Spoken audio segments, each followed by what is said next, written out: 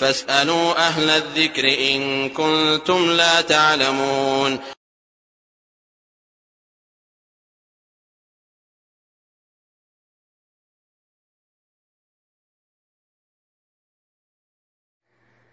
কুতুবউদ্দিন ভাই প্রশ্ন করেছেন যে সুনান 34 অর্থাৎ আবু দাউদ, তিরমিজি, নাসাই, ইবনে মাজাহ এই গ্রন্থগুলিতে যে জয়ীফ হাদিস রয়েছে, এমনকি ইবনে মাজাহ এতে মন গড়া হাদিসও পাওয়া যায়, তো এই জয়ীফ হাদিসগুলি কিভাবে চিহ্নিত করা যাবে, কিভাবে জানা সম্ভব? ভাই এটা প্রশ্ন সহজ, কিন্তু উত্তর অনেক জটিল। সাধারণ পাবলিকের জন্য সহিহ জয়ীফ চেনাটা অত্যন্ত কষ্টসাধ্য বিষয়। এই জন্য সাধারণ পাবলিককে বড় বড় মুহাদ্দিসিনে কেরামের আশ্রয় নিতে হবে। আর বর্তমান জামানায় আল্লামা নাসিরউদ্দিন আলবানী রহমতুল্লাহ আলাইহি এই সুনান 64কে 2 ভাগে ভাগ করে দিয়েছেন। এর জয়ীফগুলিকে একদিকে করে দিয়েছেন এবং সহিহগুলিকে আরেক দিকে করে দিয়েছেন। সেই হিসেবে উনি এই সুনান 64কে মানে 8টি সুনানে পরিণত করেছেন। যেমন সুনান আবু দাউদকে 2 ভাগে ভাগ করেছেন, সহিহ আবু দাউদ, জয়ীফ আবু দাউদ। অন্যভাবে সহিহ তিরমিজি, জয়ীফ তিরমিজি, সহিহ ইবনে মাজাহ, জয়ীফ ইবনে মাজাহ, সহিহ নাসাই, জয়ীফ নাসাই। তো সাধারণ পাবলিকের জন্য যথেষ্ট। এমনকি যে সমস্ত আলেমদের এই যোগ্যতা নাই যে হাদিস দেখে, হাদিসের সনদ দেখে তারা হাদিসের বিচার করবে সহিহ না জয়ীফ, তাদের জন্য এই একই বিধান প্রযোজ্য যে তারা আল্লামা আলবানী রহমতুল্লাহ আলাইহের এই সহিহ সুনানগুলি ফলো করবে। অর্থাৎ সহিহ আবু দাউদ, সহিহ তিরমিজি, সহিহ নাসাই, সহিহ ইবনে মাজাহ এই গ্রন্থগুলিকে ফলো করে যথেষ্ট হয়ে যাবে। তারপর একটু টাচ না দিলে নয় যে জয়ীফ হাদিস কোন হাদিসগুলিকে বলা হয়। এই হাদিসের বর্ণনাকারী যে পরম্পরা সূত্র রয়েছে, অর্থাৎ কে কার থেকে শুনলো, এইভাবে একজন করতে করতে শেষে রাসূলুল্লাহ সাল্লাল্লাহু আলাইহি ওয়াসাল্লাম পর্যন্ত পৌঁছবে। তো এই ধারাবাহিকতাকে বলা হয় সনদ। তো এই সনদের ভিতরে যদি সকলেই ভালো থাকে, নির্ভরযোগ্য থাকে, সত্যবাদী থাকে, ব্রেন শক্তিতে মানে শক্তিশালী হয়, তাহলে এদের বর্ণিত হাদিসকে সহিহ বলা হয় এবং এরা আমানতদার হয়, মিথ্যাবাদী না হয়। এক কথায় ভালো বিশ্বস্ত যদি হয় তাহলে এদের বর্ণিত হাদিসকে সহিহ বলা হয়ে থাকে। তো বুখারী শরীফের হাদিসগুলি এই হাদিসের এইরকম সনদের হাদিস দ্বারা বর্ণিত, অর্থাৎ এর সনদ সূর্যের মতো উজ্জ্বল। এর রাবিগুলি সেকাত। বুখারীর যে হাদিসগুলি বর্ণনা করা হয়েছে পরম্পরা সূত্রে, মানে একজন আরেকজন থেকে যে শুনেছে, এমনকি রাসূল পর্যায়ে গিয়েছে, তো এই রাবিগুলি সকলেই সত্যবাদী। তো সত্যবাদীর বর্ণনাকে সহিহ হাদিস বলা হয়। পক্ষান্তরে যে সনদের ভিতরে কিছু জয়ীফ দুর্বল রাবি রয়েছে বা বিভিন্ন দোষযুক্ত রয়েছে, এ জাতীয় রাবির বর্ণনাকে জয়ীফ বলা হয়। সাধারণত যারা দুর্বল রাবি তাদের বর্ণনাগুলির ভিতরে উল্টা সিধা কথা থাকে। আর জাল হাদিস বলা হয় ওই হাদিসকে যে হাদিসের সনদে মিথ্যাবাদী রয়েছে অথবা ইচ্ছা করে মিথ্যা কথা বলতে অভ্যস্ত বা হাদিস জাল করানো অভ্যস্ত, এই জাতীয় লোকের বর্ণিত হাদিসকে মিথ্যা হাদিস বলা হয়ে থাকে। তো সাধারণত এদের বর্ণিত হাদিসগুলি দেখা যায় যে শরীয়ত বিরোধী অনেক উল্টো পুল্টো কথা, গাঁজাখড়ি কথায় পরিপূর্ণ। তো এগুলোকে জাল হাদিস বলে। জাল হাদিস আল্লাহ নবীর মোটেও হাদিস নয়, বরং তার নামে জালিয়াত করা কথা। যেমন জাল টাকা নয়, ঠিক জাল হাদিসও আল্লাহ নবীর কোনো হাদিস নয়। জয়ীফ হাদিস আল্লাহ নবীর হাদিস কি হাদিস নয়, রাবির দুর্বলতার কারণে নিশ্চিত হওয়া যায়নি।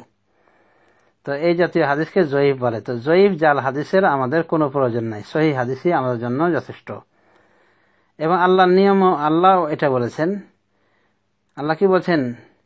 ইয়া আইয়ুহাল্লাযীনা আমানু ইন জাআকুম ফাসিকুম বিনাবাইন ফাতাবায়ানু, হে ঈমানদারগণ, তোমাদের নিকট যদি ফাসিক পাপাচারী কোনো খবর নিয়ে আসে তাহলে সেটা পরীক্ষা করো। তো ফাসিক ব্যক্তি যদি কোনো খবর নিয়ে আসে, পাপাচারী ব্যক্তি কোনো খবর নিয়ে আসলে সেটা পরীক্ষা করতে বলা হয়েছে। তার মানে সনদ খুঁজে দেখতে হবে যে সনদের রাবিগুলো সত্যবাদী না মিথ্যাবাদী, ভালো না মন্দ। তো আল্লাহ শিখেছেন এভাবে সহিহ জয়ীফ তালাশ করতে। কিন্তু অনেক অজ্ঞমূর্খ রয়েছে আমার দেশে, এমনকি আলেম পর্যায়ে, তারা বলে আরে আল্লাহ নবীর হাদিস আবার জাল হয় নাকি। মানে ভাবসাবটা এমনই যে টাকা মনে হয় জাল হয় না, জমির দরের মনে হয় জাল হয় না। তো উল্টা বুঝেছে, আসলে আল্লাহ নবীর মুখের কথা কোনোটাই জাল নাই। কিন্তু আল্লাহ নবীর নামে যদি কেউ জালিয়াত কথা বলে, মিথ্যা কথা বলে দেয়, যেমন এক মিথ্যাবাদী বলেছে একটা হাদিস আল্লাহ নবীর নাম ভাঙিয়ে, যে নবী সাল্লাল্লাহু আলাইহি ওয়াসাল্লাম বলেছেন সুন্দরী নারীর দিকে তাকালে চোখের জ্যোতি বাড়ে, নাউযুবিল্লাহি মিন যালিক। এটা আল্লাহ নবীর কথা হতে পারে? এক মিথ্যাবাদী জালিয়াত হাদিসটা জাল করে নবী সাল্লাল্লাহু আলাইহি ওয়াসাল্লামের নামে চালিয়ে দিয়েছে। তো এই জাতীয় আত্মভোলারা কি বলতে পারে? তারা যে বলে যে হাদিস জাল হয় না, তো এই হাদিসগুলি কি? আরে হাদিস জাল এটা তো হয়, নবী পর্যন্ত জাল হয়ে যাচ্ছে বর্তমান জামানায়। এমনকি আল্লাহ নবী সাল্লাল্লাহু আলাইহি ওয়াসাল্লাম নিজেই বলছেন যে আমার পরে 30 জন মিথ্যাবাদী নবী হবে, তার মানে জাল নবী। তারা প্রত্যেকে নবী বলে দাবি করবে। রাসূল সাল্লাল্লাহু আলাইহি ওয়াসাল্লাম বলছেন, কিন্তু জেনে রাখো আমার পরে কোনো নবী নাই, লা নাবিয়্যা বাদি, আমার পরে কোনো নবী নাই। তাহলে নবীও জাল হয়ে যাচ্ছে। আর এই বিদআতি মূর্খ বুঝতেই পারে না যে আল্লাহ নবীর নামে হাদিস জাল করা হয় কি হয় না। সাদা মাঠা দেল নিয়ে বলছে, আরে নবীর হাদিসকে এরা বলছে জাল, নবীর হাদিসকে বলছে এরা জয়ীফ। মানে ওরকম হয়ে গেল যে এক লোক ওই পানিতে পড়ে গেছে, নাম হলো ইসলাম। তো একজন পানিতে পড়ে ডুবে যাচ্ছে, তো আর একজন বলছে, ছোট ছেলে, যে ইসলাম ডুবে গেল। তো কাঠমোল্লা আর একটা আছে, ও বলছে আরে ইসলাম ডুববে কেন, ইসলাম তো সর্বজনীন, ইসলাম কেন ডুববে, ইসলাম কিয়ামত পর্যন্ত থাকবে। কিন্তু ইসলাম বলতে কোন ইসলাম বোঝা চেয়েছে সেটা আর খেয়াল করেনি। তো এরকমই জয়ীফ জাল হাদিস বললে এক শ্রেণী এত অজ্ঞ এত মূর্খ যে বলে আরে কেমন কথা, আল্লাহ নবীর হাদিসকে জয়ীফ বলছে, আল্লাহ নবীর হাদিসকে জাল বলছে, কত বড় এরা বেয়াদব। অথচ কেন জয়ীফ বলা হয়েছে, কেন জাল বলা হয়েছে, এই শিক্ষাই পায়নি এই বিদাতি জাহেল। আর এই জন্য দেখবেন যত জালিয়াতের কথা, যত মিথ্যা কথার ওয়াজ আমাদের চালু রয়েছে। কুলুবুল মুমিনিন আরশুল্লাহ, আল্লাহর মুমিনের পেট নাকি আল্লাহর আরশ, মুমিনদের হৃদয়, নাউযুবিল্লাহি মিন যালিক। তার মানে আল্লাহ মুমিনের পেটে পেটে আছেন, এই এক জালিয়াত কথা। তারপর আউয়ালু মা খালাকাল্লাহু নূরি, আল্লাহ আমার নূরকে সর্বপ্রথম সৃষ্টি করেছেন, এই আর এক জালিয়াত কথা। এগুলো হাদিসের কোনো হদিসই পাওয়া যায় না। এরপরও বিদাতির দল এই হাদিসগুলিকে পেশ করে থাকে আল্লাহ নবীকে নূর প্রমাণ করার জন্য, এ জাতীয় হাদিস। তো এগুলোকে বলা হয় জালিয়াত। সুনান তিরমিজিতে একখানা হাদিসে এসেছে যে রাসূল সাল্লাল্লাহু আলাইহি ওয়াসাল্লাম তার দাড়ি থেকে কাটতেন, প্রস্থ দিক থেকে লম্বালম্বি দিক থেকে। তো এই একখানা হাদিস পাওয়া আছে দাড়ি কাটা বিষয়ে। অথচ অন্যান্য সমস্ত হাদিসের ভাষ্য হলো এই আফুল লেহা ও আফুস শাওয়ারিব, তোমরা দাড়ি বাড়াও এবং গোঁফ ছোট করো। বুখারী মুসলিমের হাদিস সহ বিভিন্ন হাদিসে এসেছে রাসূল সাল্লাল্লাহু আলাইহি ওয়াসাল্লাম বলেছেন, মানে দাড়ি বাড়াতে বলেছেন। এবং তার সময় এসেছে কান আযীম আল লিহিয়া, তার দাড়ি বিশাল ছিল, সহিহ ইবনে হিব্বান সহ বিভিন্ন গ্রন্থে এসেছে। সহিহ হাদিসে পাওয়া যায় যে তিনি দাড়িকে কাটতেন না, দাড়িকে বাড়িয়ে রাখতেন, তিনি দাড়িকে বাড়াতে বলেছেন। অথচ এই তিরমিজি শরীফের হাদিসটি ব্যতিক্রম পাওয়া গেল, যে ওখানে বলা হচ্ছে যে আল্লাহ নবী সাল্লাল্লাহু আলাইহি ওয়াসাল্লাম নিজেই দাড়ি কাটতেন, প্রস্থ দিক থেকে লম্বালম্বি দিক থেকে। তো এই হাদিসের সনদ খতিয়ে দেখা গেল, ওলামায়ে দ্বীন দেখেছেন, মুহাদ্দিসিন কেরাম দেখেছেন তালাশ করে।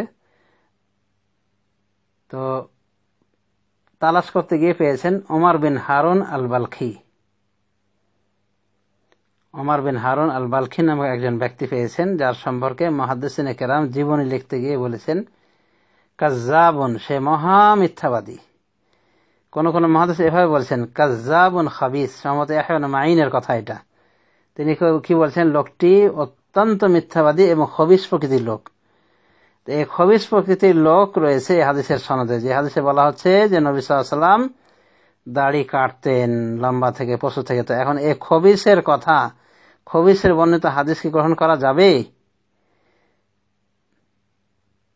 কাজ্জাবুন খাবিস বলছে মহা মিথ্যাবাদী এবং খবিস।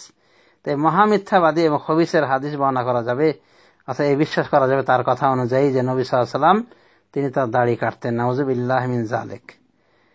তো এইভাবে দেখা যাবে যে কোনো জয়ীফ হাদিসের বক্তব্য সহিহ হাদিস বিরোধী হয়ে থাকে, আর জাল হাদিসের বক্তব্যতে গাঁজাখড়ি কথাই বেশি হয়ে থাকে।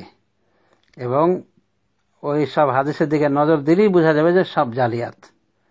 তো এই হলো জয়ীফ জাল হাদিস বিষয়ে কিছু কথা সাদামাটা ভাবে। আর বিস্তারিতভাবে জানতে চাইলে আরো বিভিন্ন কেতাবাদি পড়া উচিত, এবং বিশেষ করে আমার রচিত কেতাব আকায়েদ ওয়া মাসাইল মাবনিয়া আলা দিআফিন ওয়া মাওদুআত, বা জয়ীফ এবং জাল হাদিস ভিত্তিক আকায়েদ ওয়া মাসাইল, যার আরেকটি নাম হলো শিরক ও বিদআতের অপারেশন। এই বইটি পড়লে জয়ীফ জাল হাদিস বিষয়ে আইডিয়া পাওয়া যাবে।